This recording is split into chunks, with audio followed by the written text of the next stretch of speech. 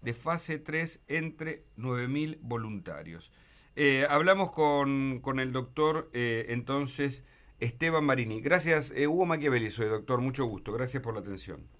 Buen día, Machiavelli, ¿cómo le va a usted? Buen día. Buen día. ¿Nos puede explicar primero esta elección por parte del laboratorio alemán y en qué consiste la prueba? Bien. Me cuento un poco. Este es un ensayo clínico en fase 3, un poco lo que mencionaba. Esto sí es una empresa alemana que trabaja en ARN mensajero desde hace más de 20 años, especialmente en enfermedades infecciosas y cáncer, y que ahora están trabajando en esta vacuna que se está haciendo el ensayo clínico al mismo tiempo en Argentina, pero al mismo tiempo en Alemania, en Bélgica, en Holanda, en México, en Panamá, Perú y Argentina. Creo que no olvidarme ninguno. Y en este caso Argentina va a aportar 9.000 voluntarios, que ya hay muchos anotados. Esto es un ensayo clínico. ¿Qué significa? Que a la mitad de los voluntarios se les da placebo y a la otra mitad se les da vacuna. Sí, como pasó, entiendo, con otros ensayos, ¿no? Con otros ensayos, claro, con todos los ensayos clínicos son de esa forma. En este caso, este ensayo clínico va a reclutar muy rápidamente, o sea que nosotros lo que suponemos es que en el término de 90 días, a más tardar, estaría ya lo que se llama levantar el ciego y saber quién se le dio vacuna y a quién no se le dio vacuna. Ese dato es interesante. Es decir, ese dato es importante. Claro. Ese levantar el ciego implica que las personas saben también qué recibieron. Exactamente, y entonces a los que no recibieron se les da la vacuna. Correcto. Entonces, obviamente si quieren, ¿no? Y no es obligatorio, pero tienen derecho a recibirla. Y está previsto que los 9.000 voluntarios, una vez que se levante el ciego, se puedan vacunar. Así que la vacuna, para tener una idea, es una vacuna bastante, parecida desde el punto de vista de la plataforma que utiliza, que es como la de Pfizer o la de Moderna, que es en Estados Unidos. Que consiste de paso repasamos. ARN mensajero, es lo que utiliza. El famoso caballo de Troya que se dice metafóricamente, ¿no? Tal cual. Porque en realidad este ARN, no se utiliza virus, ni atenuado, ni no replicable, ninguna de estas cosas. Se usa, es una instrucción, por así decir, genética, que se ingresa al organismo, llega a las células y en el citoplasma de las células se decodifica esa instrucción, digamos así, genética.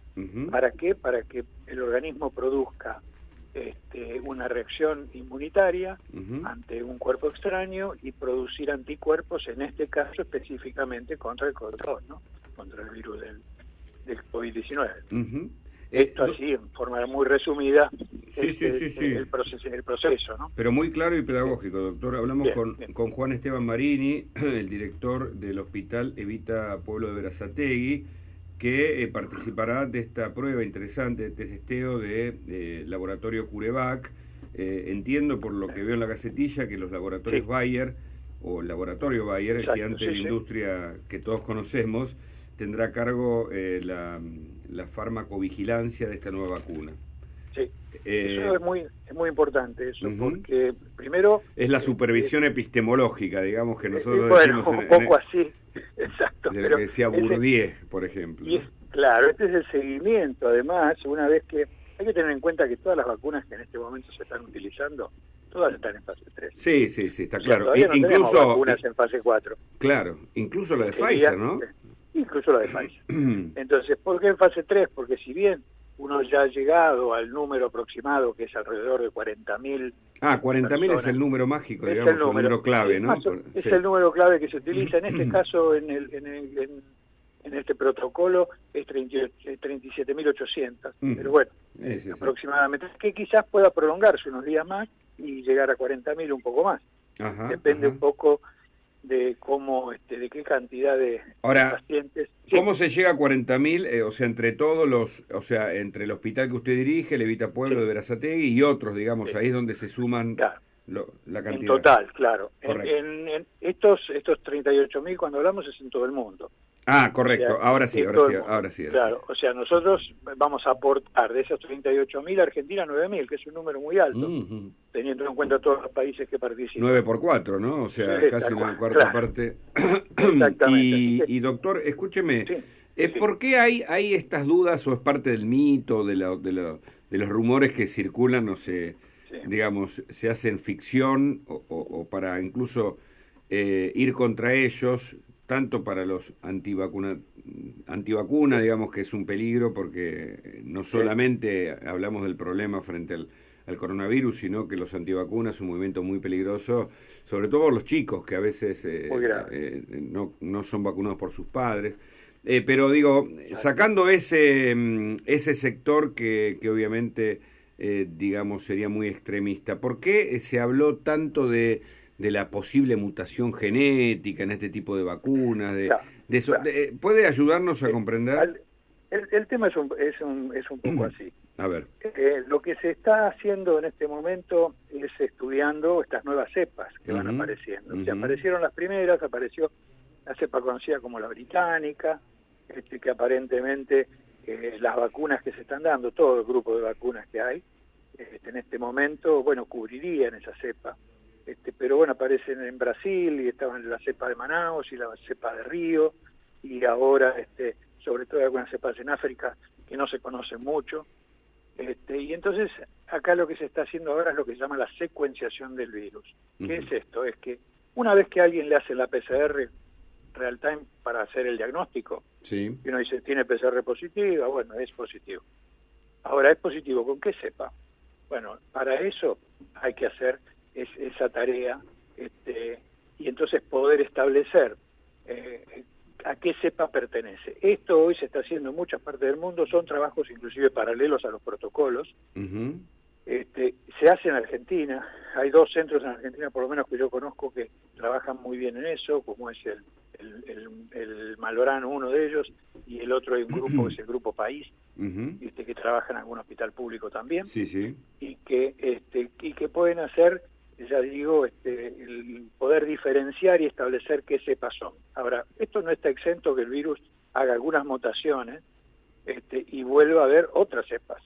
Claro. Entonces, por eso también la gran carrera de decir, hay muchas vacunas, y hay 36 vacunas, por lo menos que tengo entendido, que están en distintas partes del mundo, en distintas etapas de digamos así, de evolución. Y todas, ya digo, las que más llegaron a etapa 3, o a la fase 3.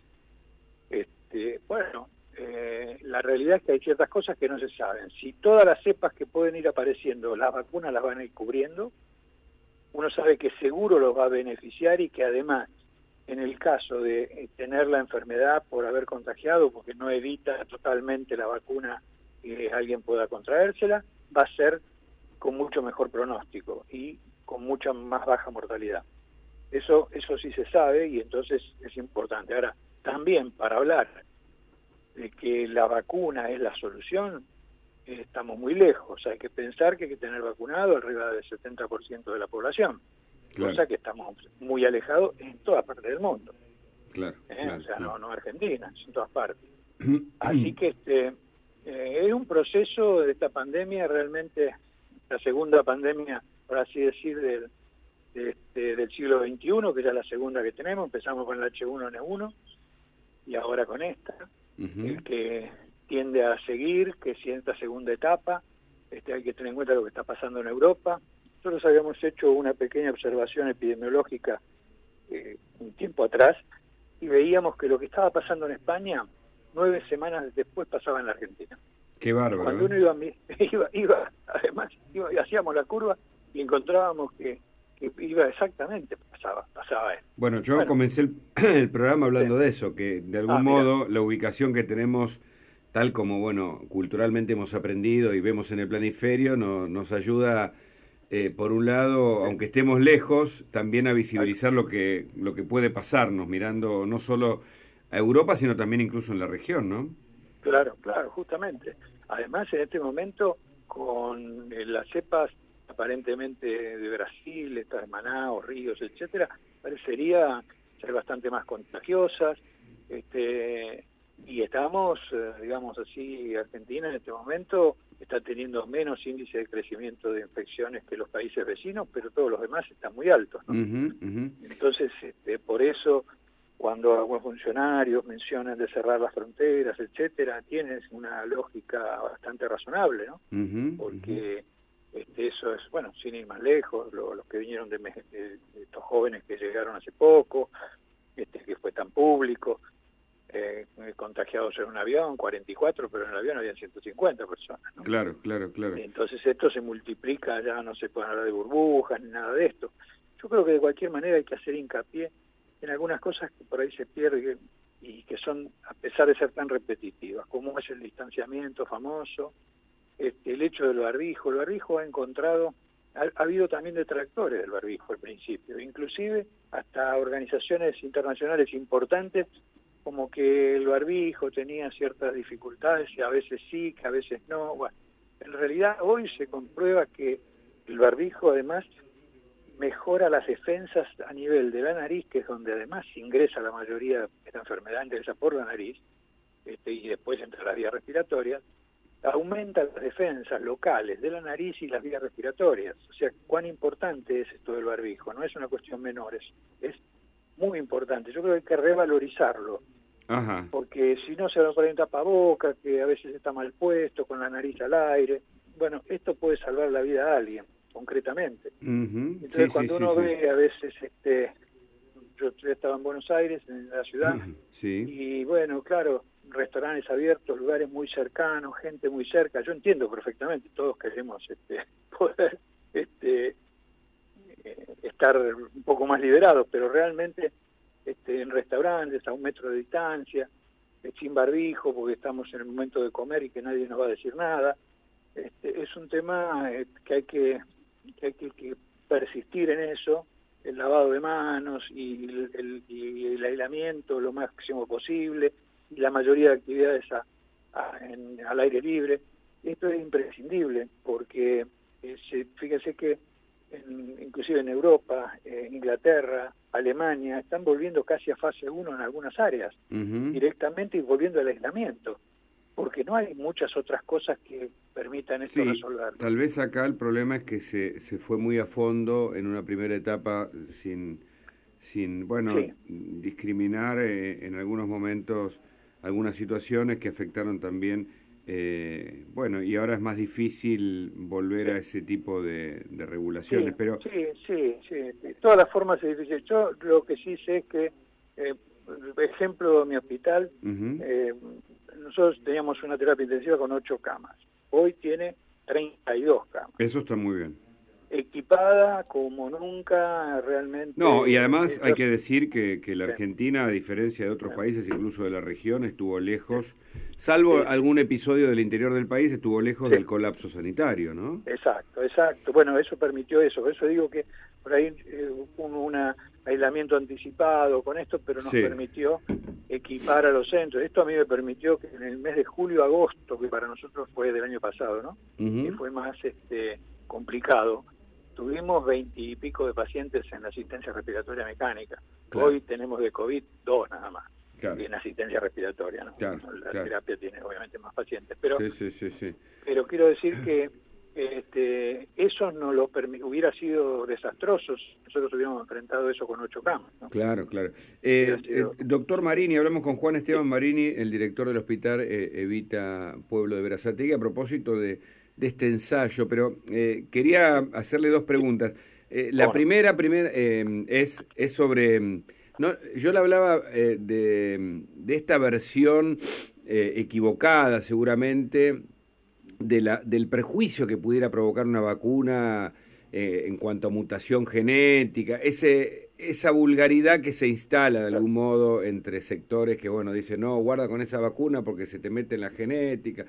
A eso me refería con la pregunta anterior. Perfecto. Sí. Está bien, perfecto. A ver. No, eso es un absurdo.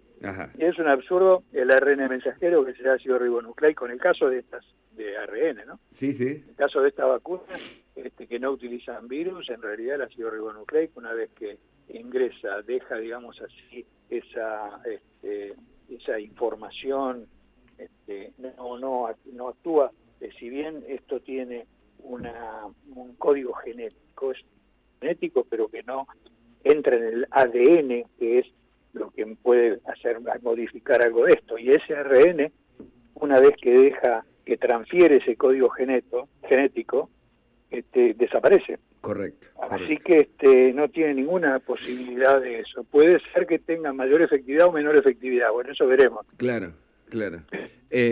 ¿Y qué es lo que está pasando con con la otra vacuna, ¿no? La de AstraZeneca es la que se suspendió. Sí. Bueno, la doctora allí, la patóloga argentina que está en Gran Bretaña, dijo que los casos son muy inferiores. Aún así hubo restricciones en Europa a la aplicación de esa vacuna por algunos efectos colaterales no deseables vinculados con la alergia. ¿Puede ilustrarnos un poquito sobre eso, doctor? Yo en realidad no conozco mucho lo que ha pasado con AstraZeneca, simplemente la interpretación que hacemos es que hubo algunos casos de alergia. Bueno, eso puede ser, cualquiera puede ser alérgico a muchas cosas, que esto habitualmente hay que tratarlo, obviamente, sobre todo si son reacciones anafilácticas graves, que son realmente excepcionales, las hay, pero son excepcionales. Y con respecto, en el caso de esto de AstraZeneca, lo que pasó fue que aparentemente ha habido un aumento de la coagulabilidad y entonces aparentemente aparecían algunas trombosis que parecía que era un número más alto que el de la población general. Uh-huh. De cualquier manera, después inclusive la Organización Mundial de la Salud salió diciendo que el número global de trombosis por encima de los 50 años tiene el mismo número la población general que los que se han vacunado. Claro. O sea que, en definitiva, no parecería que no hay ninguna dificultad. De cualquier manera, vamos a poder hacer una evaluación muy buena dentro de un año. Claro. O más, cuando las demás vacunas, si veamos un poco esto, porque la realidad que el avance tecnológico ha sido fantástico. Para otras vacunas ha tardado 6, 7, 10 años.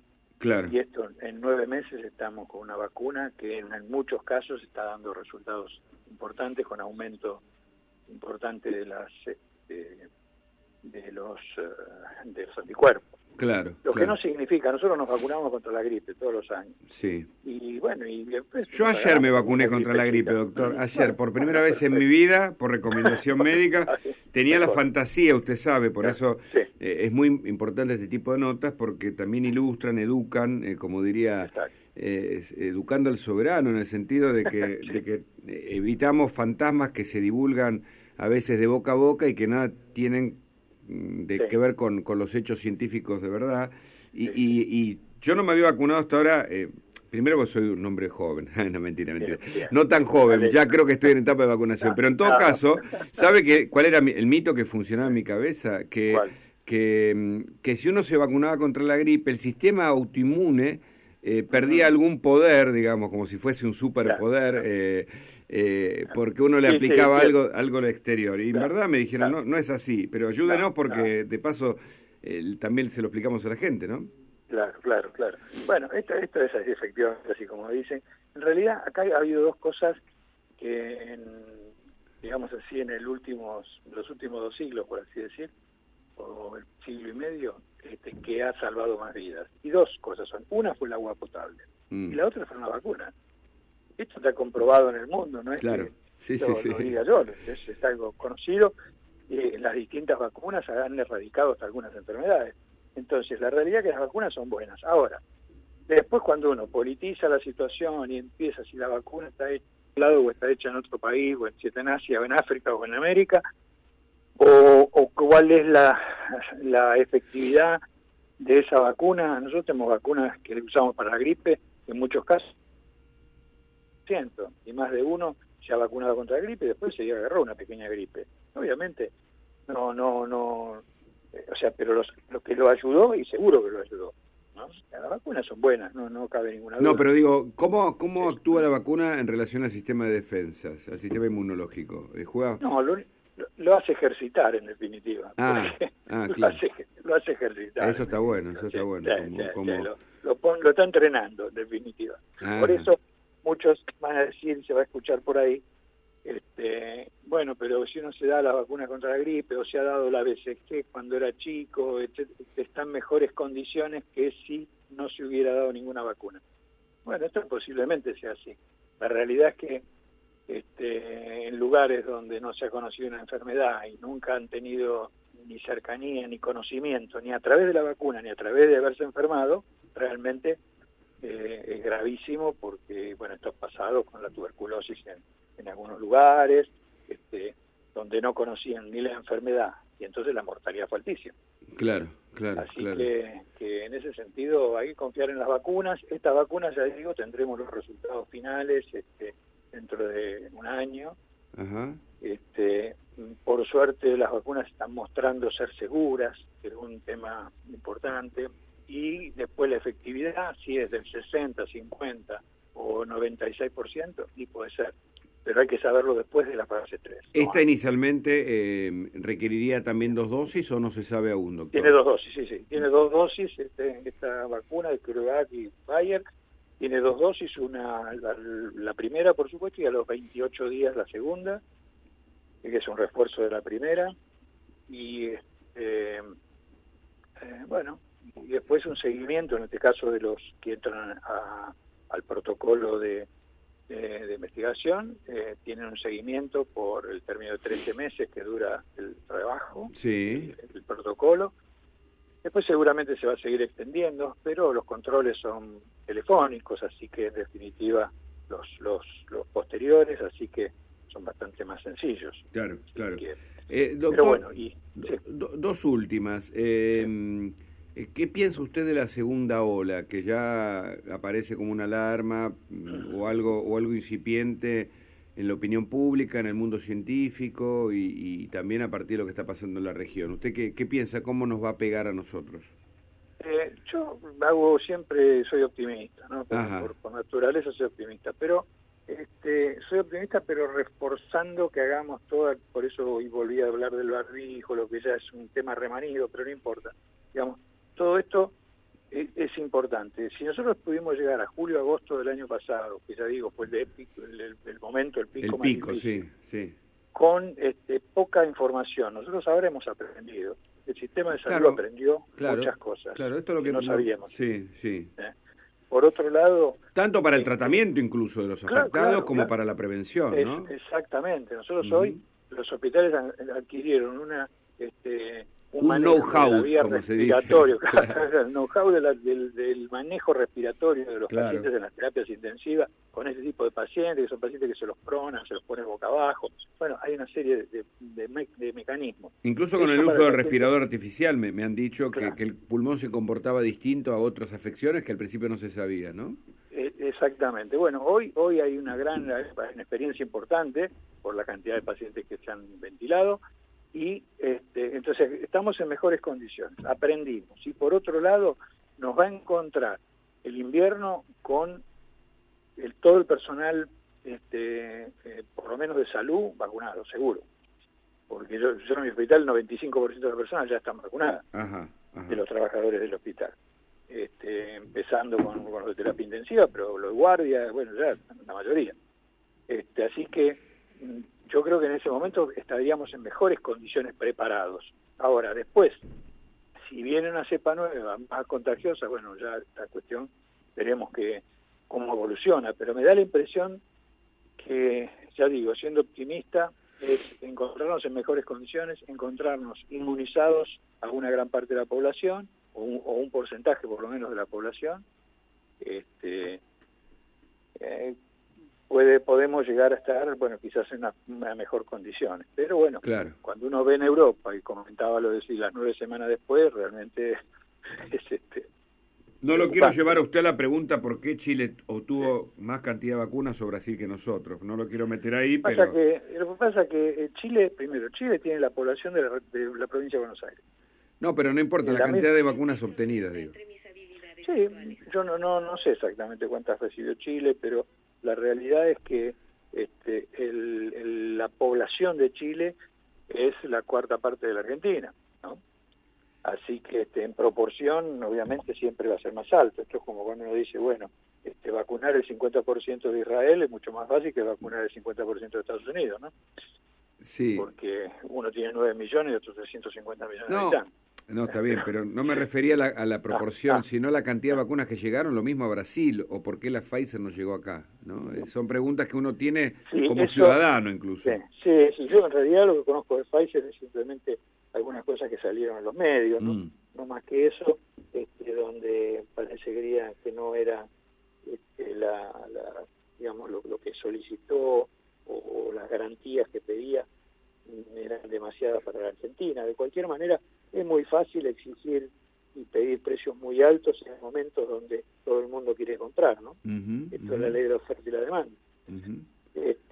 Así que no debería existir en las vacunas, pero bueno, la realidad es que bueno... Es una carrera del mundo desesperada tras, ¿no? En medio de la tormenta en un barco tras tal cual, botes salvavidas o algo así, pero bueno. De cualquier manera, bueno, esperemos que, ya digo, por eso cuanto más trabajos aún en fase 3, obviamente de vacunas perfectamente probadas, si hablamos científicamente elaboradas, no algunas cosas que por ahí aparecen, que bueno, que todavía es bastante empírico y eso no, sino vacunas realmente, bienvenidas sean, porque bueno, el caso de este ensayo que yo coordino, en realidad bueno, son 9 centros, uno en Rosario, uno en la Ciudad de Buenos Aires, que es el Centro CENIT para la investigación, y después además los otros 7 están en la provincia de Buenos Aires, en 3 hospitales públicos, el hospital de General Rodríguez es uno, el hospital Carrillo de Ciudadela es el otro, bueno, el Verazategui por supuesto, y después un centro de investigaciones en Quilmes, un centro de investigaciones en Zárate, un centro de investigaciones del Instituto de Investigaciones Clínicas de Mar del Plata, la Corporación Médica de San Martín, en San Martín, el área de investigación. Sí. Creo que no me olvidé ninguno. Muy bien, muy bien. Digamos que cualquiera puede comunicarse allí, esos 9.000 van a estar vacunados, y además posiciona a la Argentina y a la provincia de Buenos Aires en particular en mejores condiciones como para en el futuro poder traer esa vacuna si lo cree conveniente. Claro. Porque los lugares donde se hace el ensayo clínico tienen mejores condiciones y mejores precios y mejores están en mejores condiciones que quienes no lo han hecho, ¿no? Claro, por haber participado por haber participado del ensayo. Así que, bueno, esto es lo que uno puede decir hasta ahora, ¿no? Claro, y siempre eso es positivo porque es como en educación, los resultados se van a ver con el tiempo. Hoy por hoy que Argentina y la provincia de Buenos Aires participe de este ensayo de la vacuna o del laboratorio CureVac. ¿Cómo se va a llamar la vacuna? ¿Sí se llama CureVac? El ensayo se llama Gerald, en realidad. Gerald, así con Gerald con D final, ¿no? Como de Heraldo. Sí, ¿y ese va a ser el nombre posiblemente de la vacuna también? Sí, posiblemente. Posiblemente quede así. Después ya digo, la vigilancia la va a hacer Bayer, que bueno, que tiene una capacidad en Argentina y en todo el mundo importante. Claro. Y entonces debe ser de los laboratorios más viejos del mundo, ¿no? Más grandes y más antiguos, con más historia, digamos. Sí, poder tener la capacidad para hacer la farmacovigilancia, que esto significa hacer el seguimiento de que la vacuna se conserve en forma adecuada, se administre en forma adecuada, se venda en forma adecuada, digamos, ahora y dentro de 2 años. Entonces, es importante eso. Doctor, ahora además se unió SmithKline también. Bueno. Así que... Bueno, quedamos expectantes de cómo funcione la prueba, el ensayo y de lo que puede pasar con este experimento muy importante, pensando en la vacunación de los próximos meses y años, ¿por qué no? Gracias, doctor. Por supuesto. Juan Esteban Marini, el director del Hospital Evita Pueblo de Verazategui. Gracias por la nota. Gracias a ustedes Hasta por luego. difundirlo. Chau.